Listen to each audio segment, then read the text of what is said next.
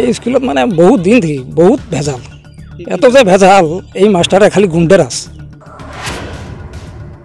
উইয়ের এদর AD না মাই মাতালি উইয়ের খালি গুন্ডেরাস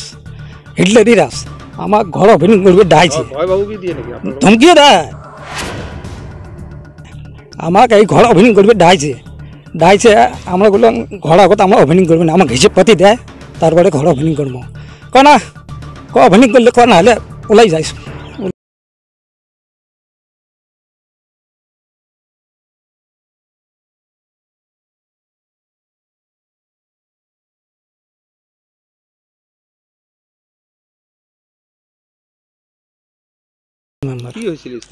এই স্কুলত মানে বহুত দিন থেকে বহুত ভেজাল,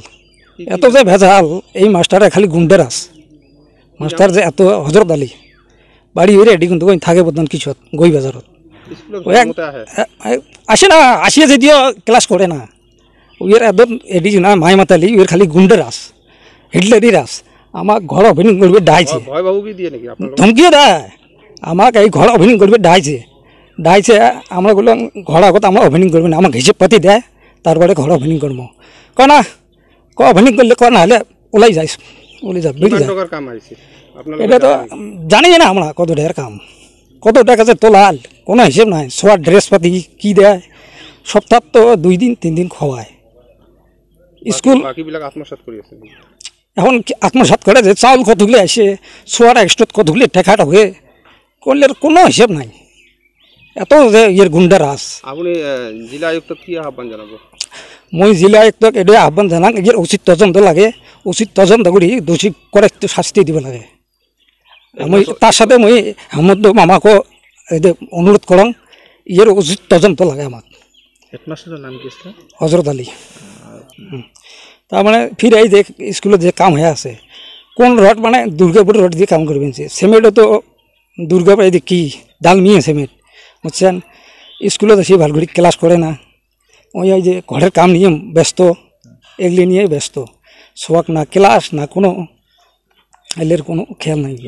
ওইয়ের খালি ওই যে টেকার পিছত লাগছে টেকা কুদি স্কুলের আত্মসাৎ করা যায় কিমান দিনের পর ইয়ার চাকরি করি এই তো মোটামুটি 10 বছর তো বেশি হল এখন স্কুলত হ্যাঁ তারই চাকরি গেরান হয়েছে এডি থেকে করি আছে এই স্কুলত আমরা যে মেম্বার আমরা কোনো হিসেব না দেয় হিসেব না দেওয়াতে আমরা এমএলএকে এখন লিখিত দিলাম তারও কোনো উত্তর পাইলাম না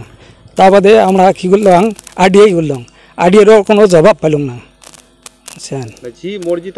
জি মর্জি তাকে করেছি তার মানে তার খালি গুন্ডার আছে এই স্কুলের নাম কি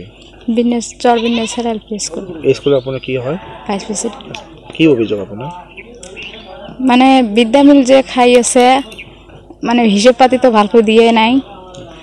আর আমার যে কমিটির মেম্বার প্রেসিডেন্ট ভাইস প্রেসিডেন্ট আছে হিসেব পত্র বলে কিছু তো দেয় না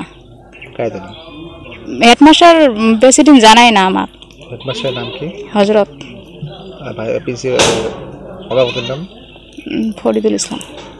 কি খবর এতিয়া আপনার কি বিচারে এতিয়া এই ঘর আসছে স্কুলত তুলবে লিখছে হিসেব পাতি আমার কোনো জানাই নাই ভালো করে কত পয়সাগুলো তোলাল না তোলাল কোনোগুলো ভালো করে কয় নাই হ্যাঁ নম্বর তো দাম দেয় নাই ভালো করে বুঝি সুঝি যে একটা আলাপ আলোচনা আছে কিছু করে না প্রেসিডেন্ট হেডমাস্টার ওরা নিজে